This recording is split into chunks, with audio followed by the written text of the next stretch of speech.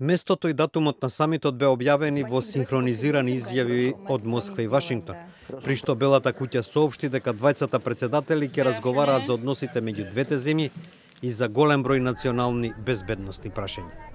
Даниел Курц Фелан, извршен уредник на Foreign Affairs, списание на Советот за надворешни односи, вели дека се потребни големи подготовки на сите нивоа за да се осигура дека средбата ќе биде успешна. Според него има неколку области врз кои сериозно треба да биде ставен фокусот: Сирија, Украина и контролата во вооружувањето и нуклеарното оружје.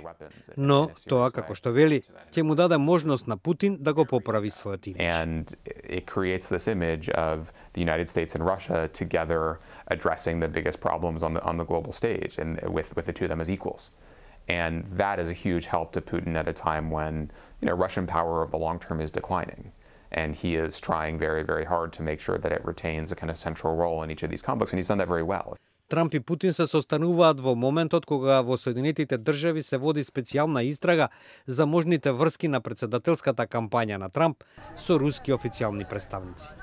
Оваа истрага ги зголеми тензиите меѓу Москва и Вашингтон во време кога Трамп повторува дека сака да изгради силни лични односи со Путин. Меѓутоа, токму овие односи меѓу Трамп и Путин одамна се извор на интриги и дома и во светот. Трамп неколку пати го пофали неговиот авторитарен колега, во исто време додека тој ги затегнува врските со најблиските американски сојузници.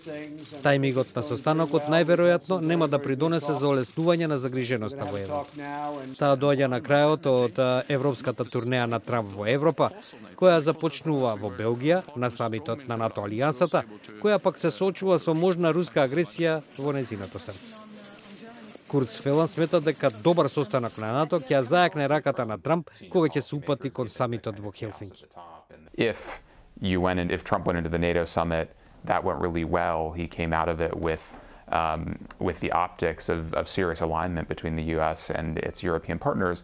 That would give him leverage in a negotiation with Putin. The problem is Курц Фелан верува дека ако Трамп го подкопа НАТО, тоа ќе биде од корист само на Москва.